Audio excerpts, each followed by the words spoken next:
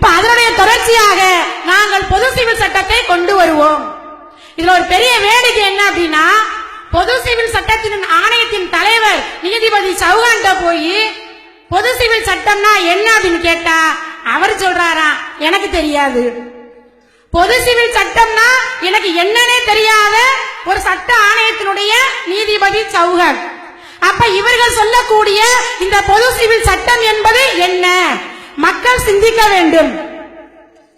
நம்முடைய முன்னாள் பாரத பிரதமர் ஜவஹர்லால் நேரு அழகாக சொல்லி காட்டினார், இந்த இந்திய தேசம் என்பது பல வண்ண பூக்கள் நிறைந்திருக்கக்கூடிய ஒரு அழகான தோட்டம் என்று. அவர் நல்ல பிரதமர். சட்டப்பிரிவு 44 பிரிவு 3 பொது சிவில் சட்டம் எழுதப்படும் பொழுது அதை முஸ்லிம்கள் எதிர்க்கிறார்கள். இந்த பொது சிவில் சட்டம் என்பது குறிப்பாக முஸ்லிம்கள் மீது நிச்சயம் பாயுமே, இந்த முஸ்லிம் சமூகம் என்ன செய்யும் என்று காயிதே மில்லத் போன்ற தலைவர்கள் கேட்ட பொழுது அம்பேத்கர் அவர்கள் அழகாக ஒரு வார்த்தையை சொன்னார், எப்பொழுது புத்தி சுவாதீனமற்ற லூசு பைய, கேன பைய, முட்டா பைய நாட்டை ஆளுவானோ அப்பதான் என்ன செய்யும், இந்த சட்டம் அமல்படுத்தப்படும் என்று அழகாக சொன்னார் பாரத பிரதமர் நேரு. அழகான ஒரு பூந்தோட்டம் என்று. அவர் பிரதமரா இல்ல யார் இந்த சட்டத்தை கொண்டுட்டு வர துடிக்கிறாங்களோ அது லூசு கேனைன்னு சொன்ன இன்றைக்கு இருக்கக்கூடிய இந்த மோடி பிரதமரா? மக்கள் சிந்திக்க வேண்டும் யார் பிரதமர் என்று. என்னைக்குமே இல்லாத அளவுக்கு இன்றைக்கு இந்த மோடிக்கு, அதிலும் குறிப்பாக இஸ்லாமிய பெண்கள் மீது கரிசனம்.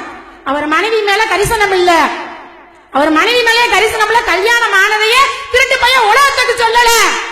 ஆனா இன்னைக்கு என்ன சொல்றாரு, இஸ்லாமிய பெண்கள் எல்லாம் அவர்களுடைய கணவனால் கைவிடப்பட்டு கண்ணீர் வடித்துக் கொண்டிருக்கிறார்கள். இவர் கண்கலங்கிறாரு. வேண்டாம் பாவம் முதல கண்ணீர், உன்னை நாங்க 2002 இந்த இந்தியாவில் மட்டுமல்ல ஒட்டுமொத்த உலக அரங்கமே பார்த்து விட்டது. இந்த உலக அரங்கிலேயே இந்தியாவை தலைகுனிய செய்த ஒரு மிக கேடுகட்ட ஒரு முதலமைச்சர் இருப்பார் என்று சொன்னால் அது நரேந்திர மோடி மட்டும்தான். பல்லாயிரக்கணக்கான பெண்களை இன்றைக்கு நீ சாபானுவிற்காகவும் சாகிரா பானுவிற்காகவும் இன்றைக்கு முதலை கல்வியில் படிக்கக்கூடிய மோடியே நிறைமாத கர்ப்பிணியான சாக்கியா எங்கே பிரசவ வலி ஏற்பட்டு அழுது விடுவாளோ என்பதற்காகத்தான் அன்றைக்கு அவருடைய வயிற்றை நீ கிழித்தாயா? அந்த பிஞ்சு குழந்தையை தீயிலிட்டு கொளுத்தினாயா? உன்னுடைய கருணையை நாங்கள் பார்த்துக் கொண்டிருக்கிறோம். பல்லாயிரக்கணக்கான பெண்களை கற்பழித்து இன்றைக்கும் அவர்களை புத்தி சுவாதீனமற்ற நிலையிலே தங்களுடைய நிலைகளை மறந்தவர்களாக இன்றைக்கும் அவர்கள் குஜராத்துடைய முகாம்களில் இருந்து கொண்டிருக்கிறார்கள்.